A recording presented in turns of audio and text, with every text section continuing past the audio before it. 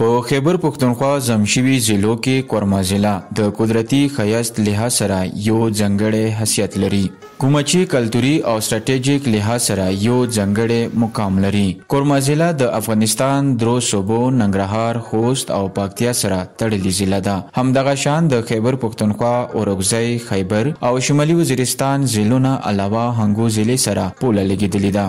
د ضلعي الیکشن کمیشن دفتر تر مخه د کورمې ضلعې 15,440 آبادي ده. د کورمې ضلعې آبادۍ مطابق یوه قومي او 2 صوبایي خلکې لري چې د کوم ټوټل ووټرانو تعداد 4,14,980 دی.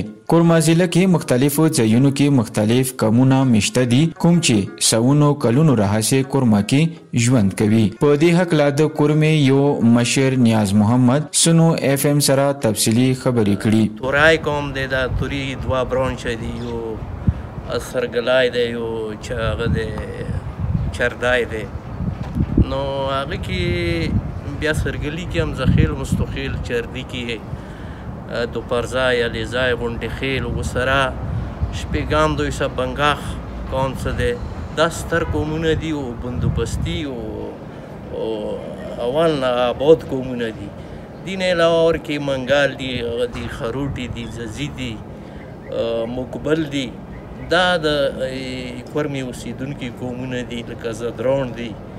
اندی طریقې سره قائل لکه افور مخکې به و دوی ډسټریک کورمې ساشوه دي کې چمکنای دی او مسوزای دی او لشرزای دی او اندی طریقې سره زوی مخ دی.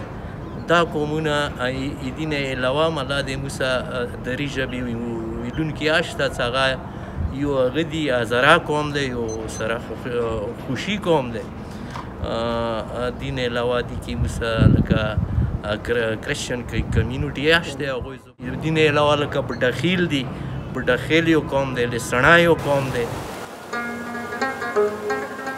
کورما ضلع درو برخو کې تقسیم کړی شوې ده، کوم ته چې بره، لاندې او منځنی کورما ویلی شي. د کورمې ضلعې 2 لوی ښارونه دي کوم چې ساده او پرچینار نوم سره یادېدلی شي. څوک چې هم د کورمې ضلعې یا د پرچینار نوم واوري نه د هغوی پام د ښایسته ځایونو طرف ته ځي. کورما ضلع د ښایسته ځایونو نه یوه ډکه علاقه ده. په دغه ځایونو کې چپري ریسټ هاوس، ویلو بند، شلاوزان تنګې، میکې، کوټراغا ډیم، ګورنر کارټیج او دغه شان نور ښایسته ځایونه دي. دې نه علاوه منځنی کورما کې یو شمېر ښایست نه ډک ځایونه دي کوم کې چې د ځوانانو لپاره میلې هم لګیږي. د ضلع کورم نه علاوه د نورو لرو علاقو خلک هم د کورمې ښایسته ځایونو دورې کوي او دلته د اتڼ او خوراکي پروګرامونه هم کوي.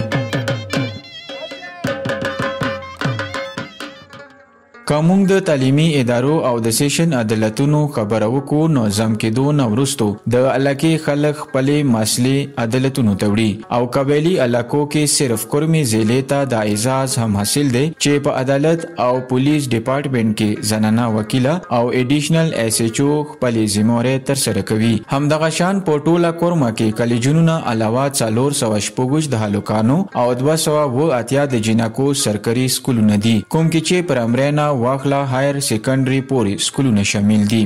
لکه څنګه د پاکستان ښار ملتان د اولیاء کرام لحاظ سره مشهور دی، همدغه شان کورما ضلع کې هم اولیاء کرامو خپل ژوند کړی کوم کې چې فخر عالم بابا، سید ابراهیم بابا، مست میر قسم بابا، بادشاہ میر انور شاه سید، سید لالا ګل بادشاہ، میر اکبر جان سید، سید عباس جان سید او همدغه شان نور اولیاء کرام هم موجود دي.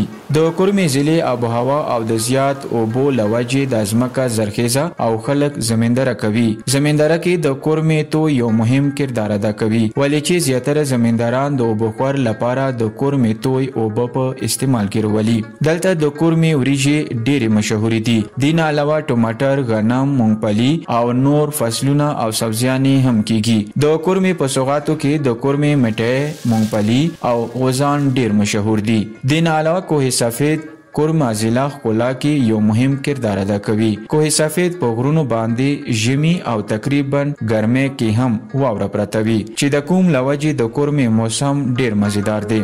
دین علاوه کوه سفید غرونه معدنیاتو نه هم ډک دي کوم کې چې سوفټون ډیر زیاتی. دین علاوه زیاتره د سلګری ځایونه هم کوه سفید په غرونو کې دي چې خلک مختلف موسمونو کې راځي او خوندونه اخلي.